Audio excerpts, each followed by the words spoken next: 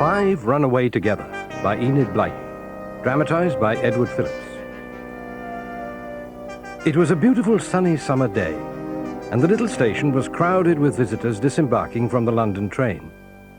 Georgina, waiting on the platform to meet her cousins, was dressed, as usual, exactly like a boy, in jeans and jersey with her dark hair cropped short. She peered anxiously through the crowds, and suddenly, there they were at last. Julian? Hey, Julian! Over here! There she is! Hello, George. Here you are at last. I've been waiting simply ages. We thought the train would never get here. Here's Anne and Dick with the luggage. Hello, George. My word, you're looking brown. It's been lovely weather. I've been on the beach most of the time. Pity you've missed the first 3 weeks of the holiday. Never mind. We're going to have a lovely time. Where's Timmy? Looking after the pony trap. Uh-oh, he's seen you. Here he comes. Oh, Timmy. Calm down, Timmy. All right, Timmy, we're all glad to see you, but there's no need to slobber all over us. Let's get your kit bags into the pony trap. How's your mother?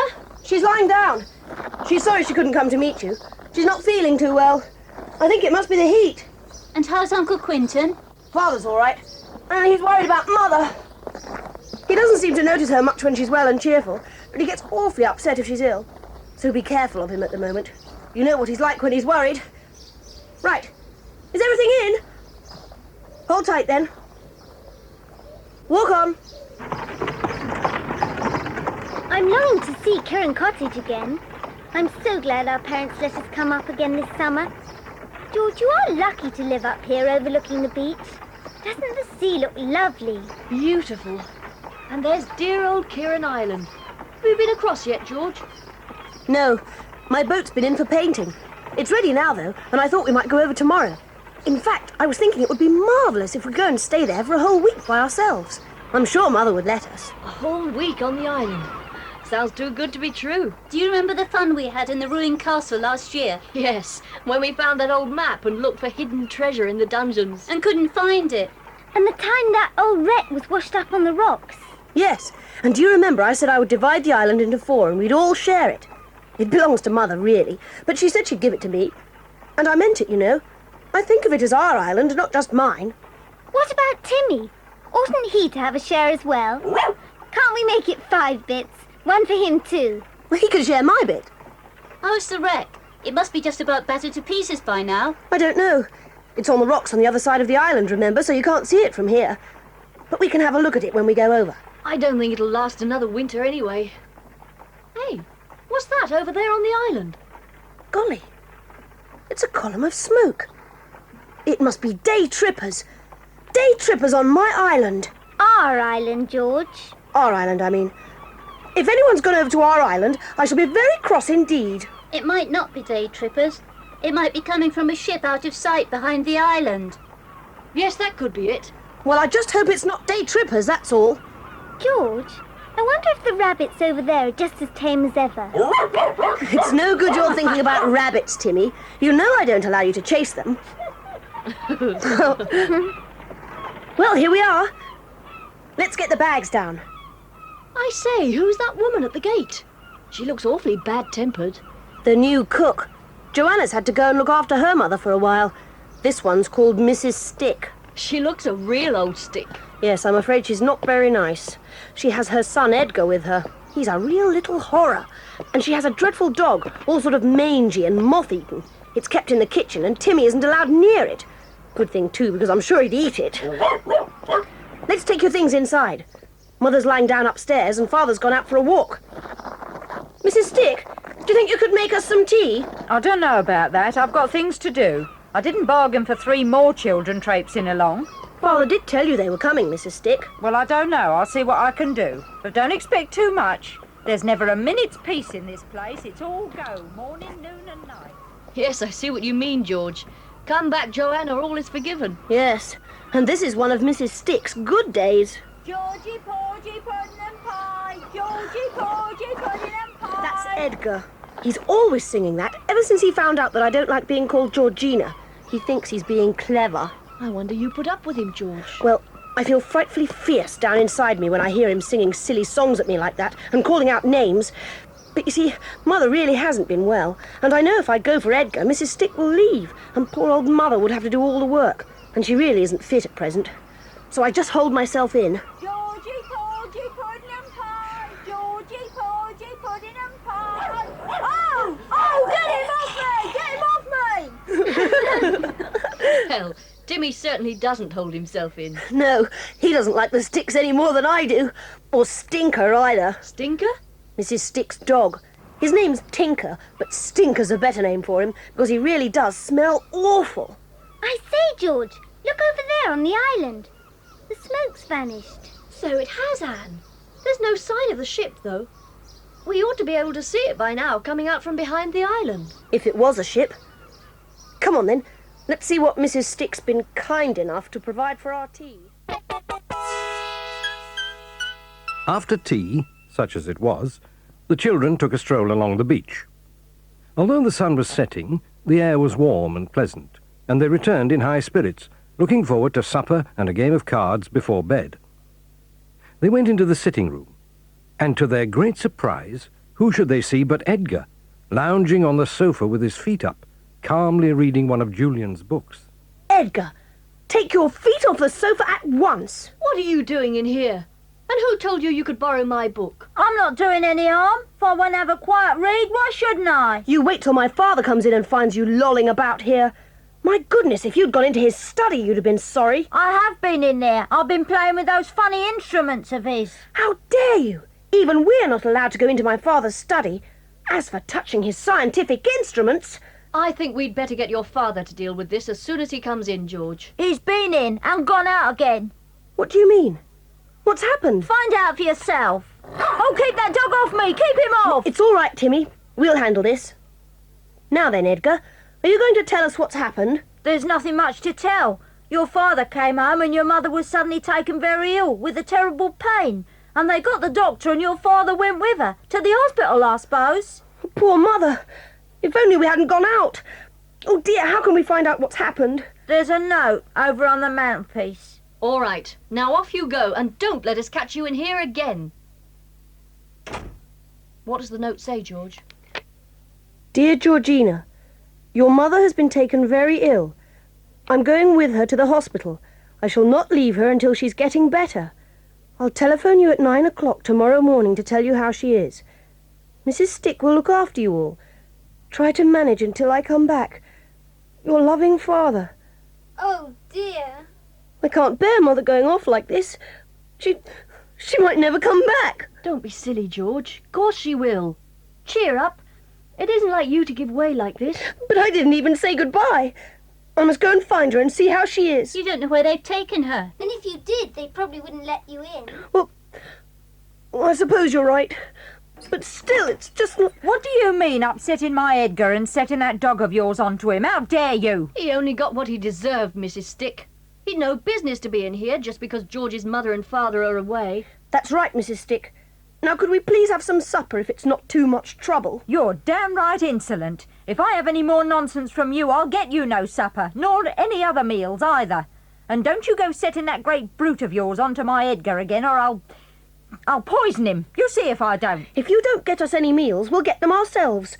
And don't make any more threats about poisoning Timmy, or we'll call the police. Now, there's no call to be nasty. We've all had a bit of a shock and we're all upset. There's no need to start talking about the police. No need at all. I'll see what I can do about supper. Come along, Edgar. Georgie, Porgy, pudding and pie. Georgie, Porgy, pudding. The children were quite surprised at the effect their mention of the police had had on Mrs. Stick. She did indeed provide them with quite a reasonable supper, and they went to bed happy in the knowledge that at least they would hear from Uncle Quintin the next morning. They were up bright and early before the Sticks were about, and they decided to go down for a swim before breakfast and Uncle Quintin's 9 o'clock telephone call. They arrived back a few minutes before 9, and to their great dismay, as they reached the cottage, they heard Mrs. Stick speaking on the telephone in the hall. Oh, yes, sir. Everything is quite all right. I can manage the children, sir, even if they do make things a bit difficult. Yes, sir. Of course, sir. Well, sir, it's lucky my husband is home on leave from his ship because he can help me like and make things a bit easier. Don't you worry about nothing, sir. And don't you bother to come back till you're ready. Give me that phone. Father, it's me, George. How's Mother? We shan't know for sure until the day after next. I shan't come back until I know she's better. But Father, it's awful here without you and Mother. Mrs. Stick is so horrid and we don't... Now, Georgina, Mrs. Stick has just told me that everything's fine. I'm very upset and worried, and I want to be able to feel I can tell your mother that you're all right and everything is going smoothly at home. But it isn't. We can manage on our own. We don't need Mrs. Stick. Good gracious me, what can you be thinking of, Georgina? I did hope that you would be sensible and... Here, Julian, you talk to him. Good morning, sir. This is Julian. I'm glad my aunt is no worse. Well, she will be if she thinks things are going wrong at Kidding Cottage. Can't you manage, George, and make her see reason? Surely you can all put up with Mrs. Stick for a few days. I tell you frankly, Julian, I am not going to sack Mrs. Stick in my absence. I want the house ready for me to bring your aunt back to when she's better. Now, that's my last word on the subject. But, sir, I must tell you that... Hello? He's rung off. Serves you right. Now you know where you stand. I'm here and I'm staying here, on your uncle's orders. What's going on here? What's all this noise? Who are you? Stick's my name. Who are you? I live here. This is my father's cottage, and you've no right to... Oh, yes, I have. I've every right. My wife's the cook here, isn't she?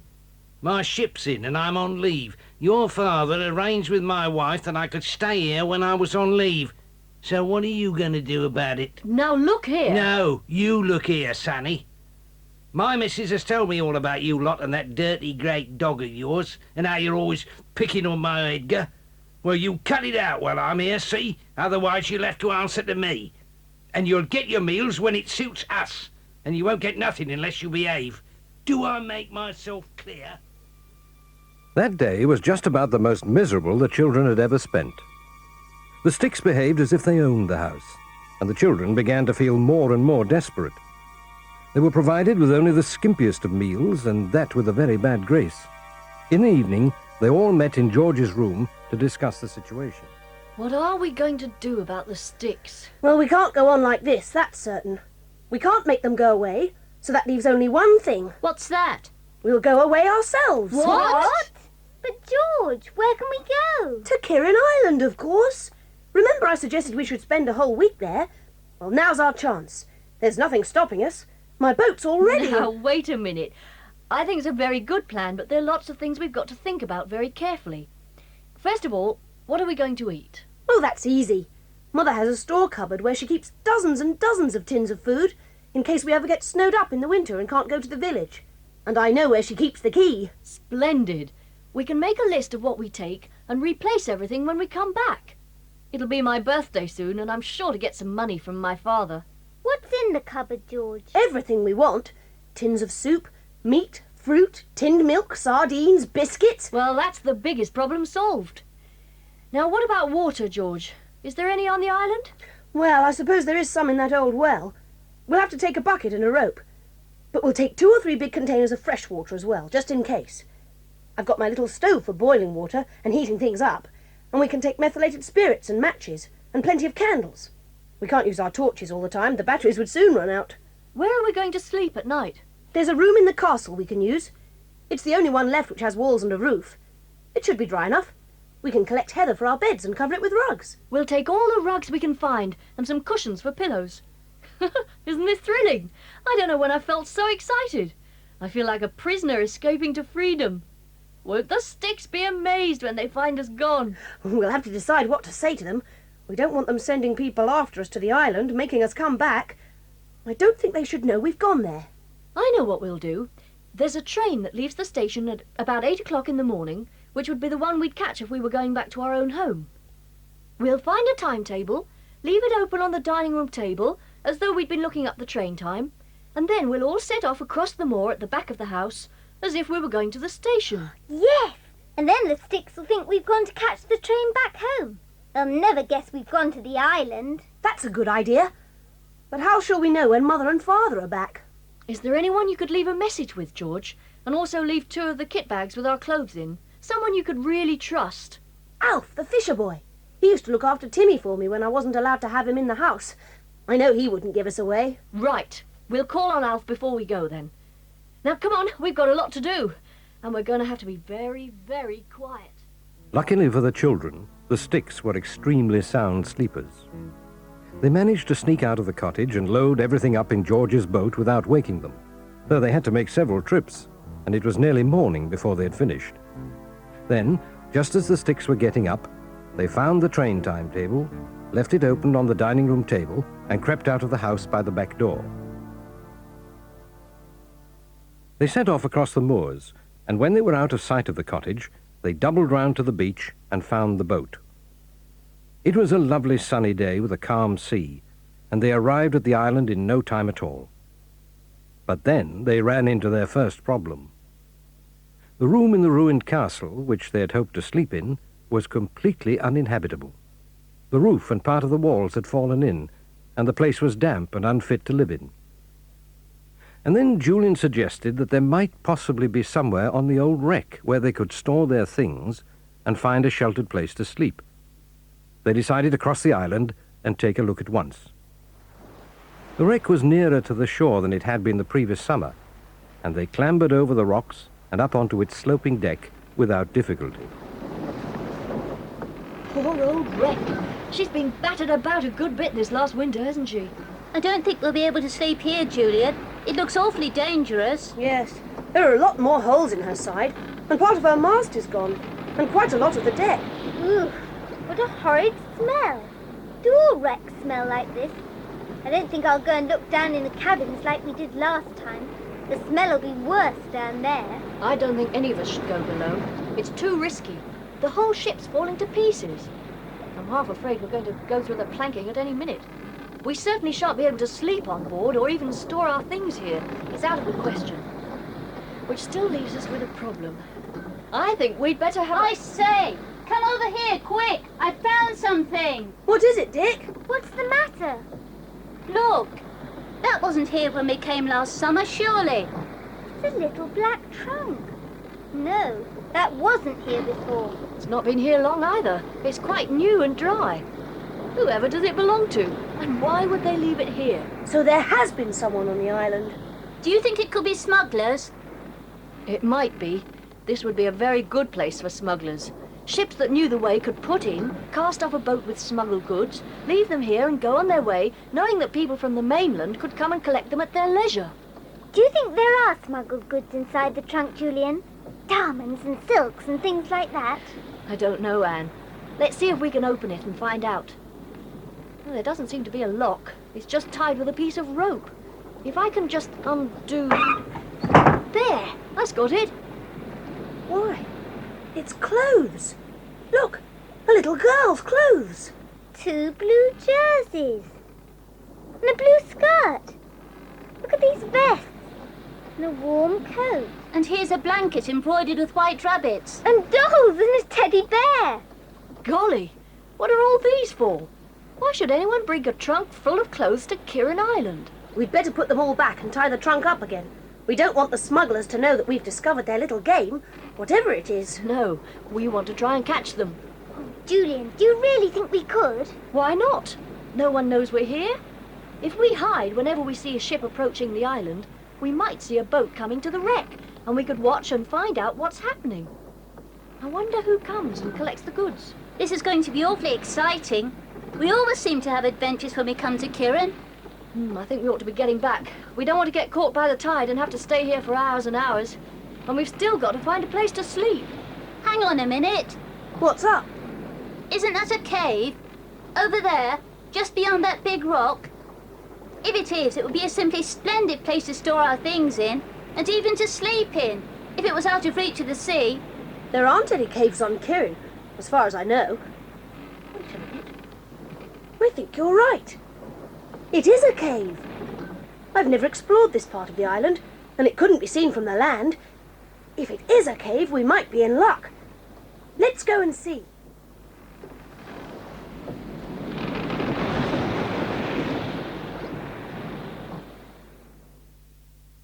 It took the children about 10 minutes to clamber ashore from the wreck and make their way along the rocky coast. They climbed up the gentle slope of the cliff, and there, opening out before them in the cliff face, just as Dick had said, they found... A cave. A beautiful cave of our very own. Well done, Dick. Look at the floor. It's all fine white sand and soft as powder, and perfectly dry. The cave must be above the high water mark. And look at this stone ledge round the side. Exactly like a shelf made for us. We can put all our things on it. How lovely. And look, we've even got a skylight in the roof. A skylight? Oh yes, it's a hole in the roof. It must come out on the cliff top above. I say, we could lower all our things down on a rope, if we can find that hole again. And it would save us from clambering over the rocks to the seaward entrance every time. This is going to be even more exciting than we thought. We can make ourselves really comfortable in here. Well, come on, let's get back to our boat and start bringing the things over. It'll be dark soon and we want to get settled in before the sun goes down.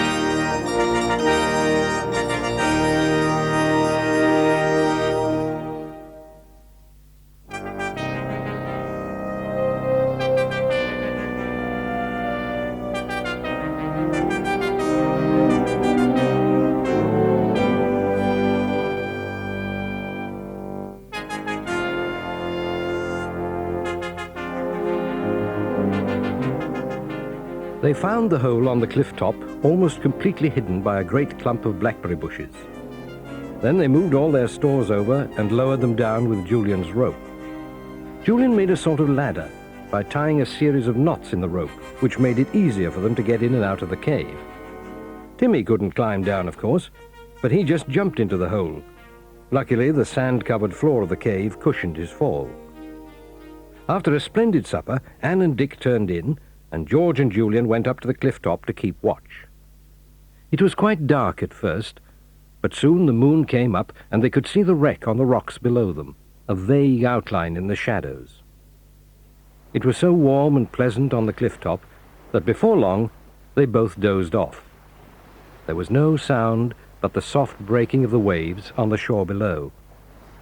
But then, faintly in the distance, there was something else.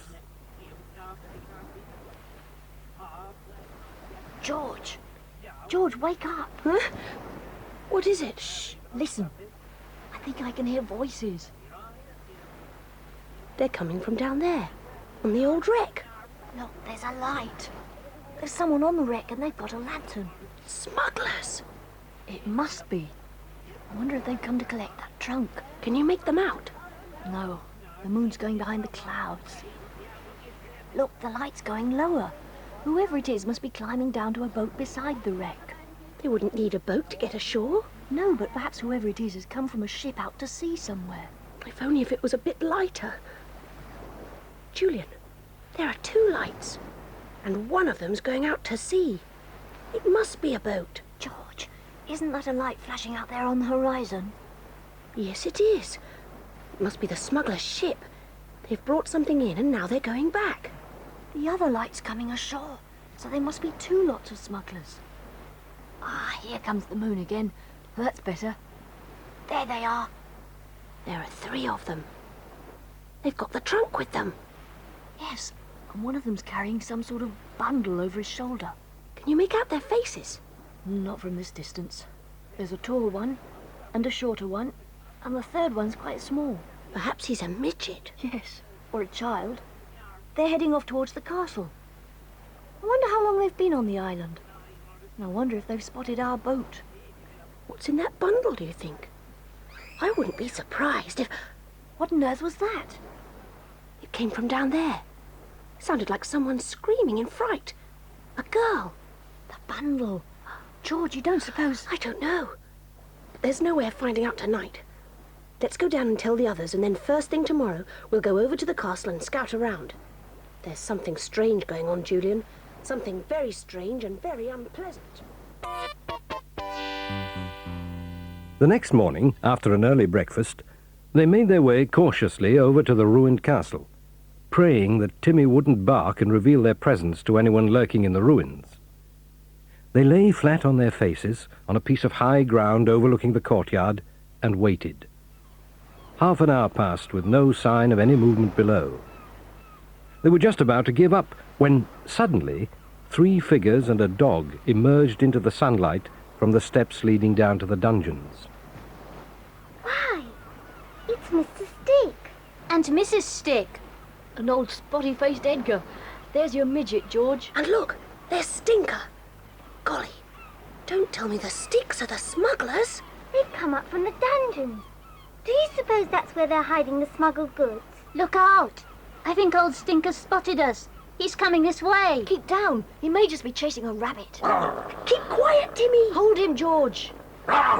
Timmy, Timmy. Come back here, you stupid animal. Oh, gosh, that's torn it. Oh, look, there's another dog. He's fighting with Tinker. Tinker, come here at once. Do you hear? Stand back, Clara. I'll take a pot at him. No, don't. You might hit Tinker. That's got rid of him, Pa.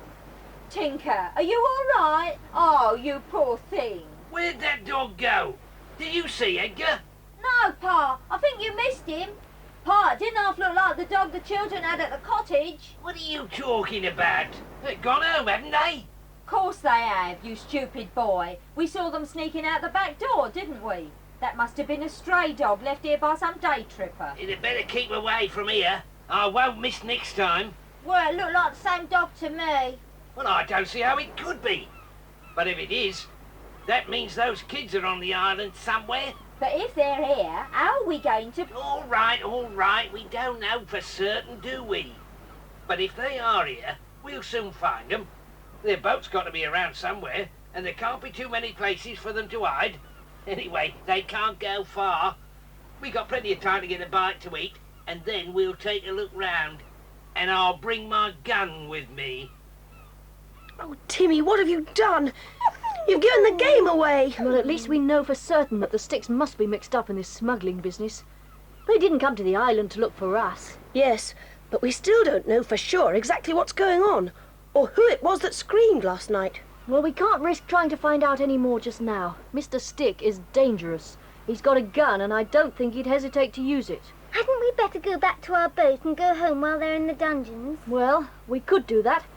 But if we lie low and stay under cover, we might have another chance later tonight. I vote we get back to the cave. With any luck, they'll never find the hole on the cliff. It's very well hidden, and we only found it because we knew it was there. Then if the Sticks don't find us, they may think they were mistaken, and we'll have another chance tonight to see what's going on. And so they made their way quickly back to the cave and spent an uncomfortable hour listening for any sound of the Sticks on the cliffs above. They were just beginning to think that perhaps, after all, the Sticks weren't going to search this part of the island, when suddenly they froze in I alarm. was mistaken. We looked all over. There's no sign of them. There's nowhere up here they could be hiding. But what about that boat? Well, we don't know it was theirs, do we? Could be anybody's. I'm fed up with this lark.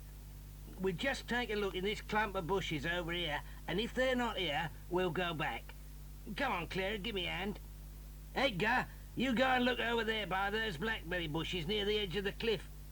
And if you fall over, don't expect me to come and rescue you. All right, Pa.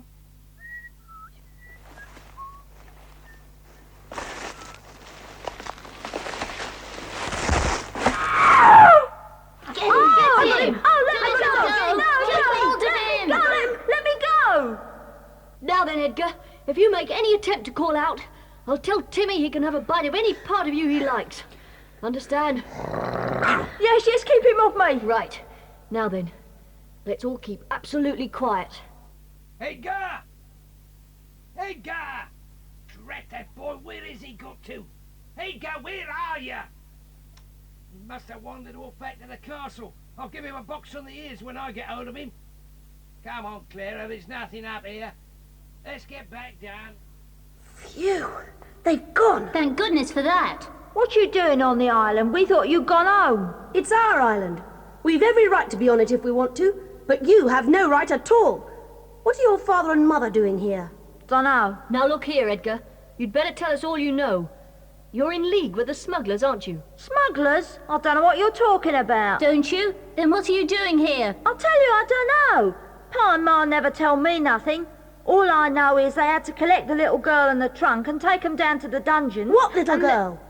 The one that was brought over from the ship. The Roma, Pa called it. So that's it. The Sticks aren't smugglers at all. They're kidnappers. Some poor little rich girl has been stolen away and brought to the wreck from this ship called the Roma and handed over to those horrible Sticks. So that was the scream we heard last night. Yes. They're probably going to keep her prisoner until the ransom's paid. But what about the trunk? That must have been her clothes and things, in case they have to keep her here some time.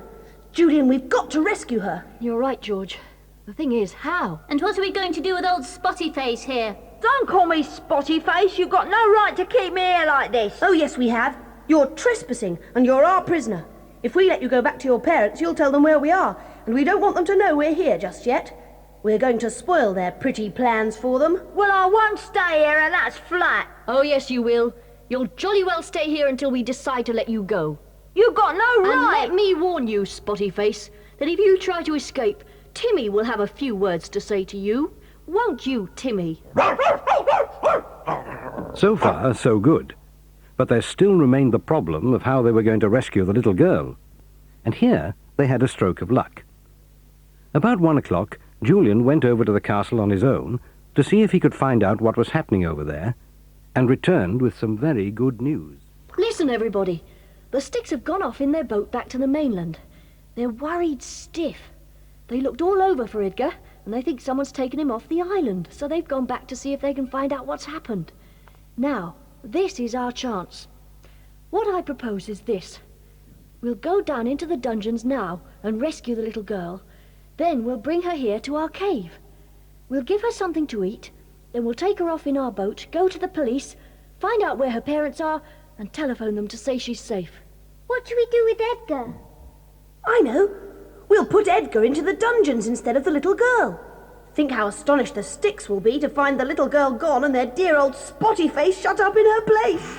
Ooh, that's a good idea. You can't do that. Can't we? Don't worry, Edgar. You'll be nice and cosy down there until your parents come back. That is, if they do come back. What's a good idea?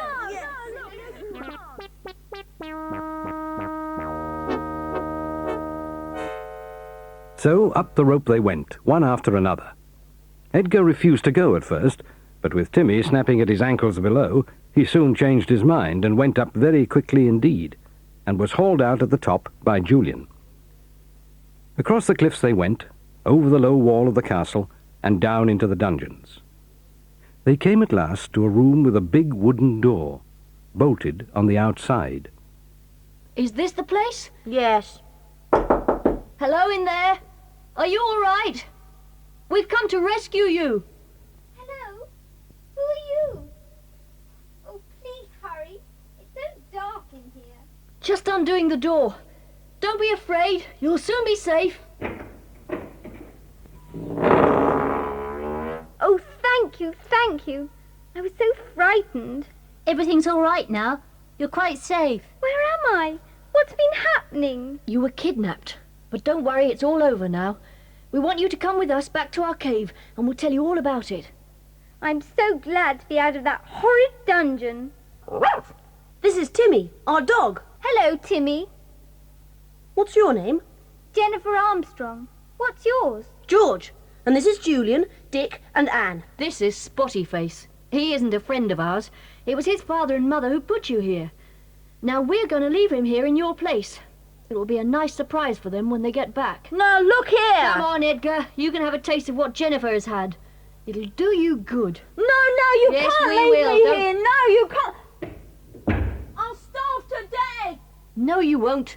There's the food and water that was left for Jennifer, so just help yourself. Cheerio, Edgar. I say, Julian, do you suppose these dungeons are haunted? Come on, let's get back. I don't know about you, but I'm starving.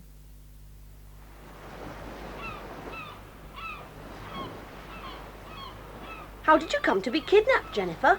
Well, I was playing in the garden with my nanny when she had to go indoors to fetch something. While she was away, a man climbed over the wall, threw a shawl over my head and took me away. We live by the sea, you know, and when I heard the sound of the waves splashing on the shore, I knew I was being put into a boat.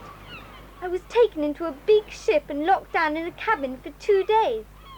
Then I suppose I was brought here last night. I was so frightened that I screamed. We heard you. We had thought there was smuggling going on. We didn't realise it was a case of kidnapping. I suppose we should have guessed when we found that trunk with your clothes and things. I don't know how the man got those. I think perhaps one of our maids helped him. There was one. I didn't like her at all. She was called Sarah Stick. Sarah Stick? The people who brought you here are called Stick. Sarah must be some relation of theirs. But I wonder who the Sticks are working for. The man who owns the ship, I suppose. The one Edgar called the Roma. Anyway, after we've had something to eat, we'll take our boat and go back to the mainland. Then we'll go straight to the police station. I expect the newspapers are full of your disappearance. I hope the Sticks don't just vanish into thin air as soon as they hear that Jennifer's been found. Yes, we must warn the police of that. Better not spread the news abroad till the Sticks are caught. I wonder what they're doing at this moment. After a quick meal of tinned sardines and pineapples, they went down to the boat and headed for the mainland. As they were pulling the boat up on the beach, Alf the fisher boy appeared and told them that their uncle, George's father, had returned home. He'd become worried when nobody answered the telephone and had come down that morning to find the cottage empty. He'd gone straight round to the police station and was there now. They lost no time in making for the police station themselves, and as soon as they pushed open the door and went inside, the first person they saw was Uncle Quintin himself. Georgina, where on earth have you been? How dare you go away and leave the house empty? And what's happened to the Sticks? I've been worried out of my mind. It's all right, Father. Really. We've been fine. How's Mother? Better, much better. Thank goodness I can go back and tell her you're safe. She kept asking me about you all, and I had to keep saying you were all right, so as not to worry her. But I hadn't any idea what was happening to you or where you'd gone. I am very displeased with you, Georgina. Where have you been? We've been on Kirin Island, Father. And this is Jennifer Armstrong. Hello. Well, bless my soul. The whole country's looking for this little girl, and she walks in here as cool as a cucumber. What are you talking about, Inspector? I haven't seen a newspaper for several days. Oh, this is Jenny Armstrong, the little girl who was kidnapped. She's the daughter of Harry Armstrong, the millionaire, and the kidnappers have demanded a ransom of £100,000. My word, we've been combing the country for her, and here she is as merry as you please. Yes, but I don't understand.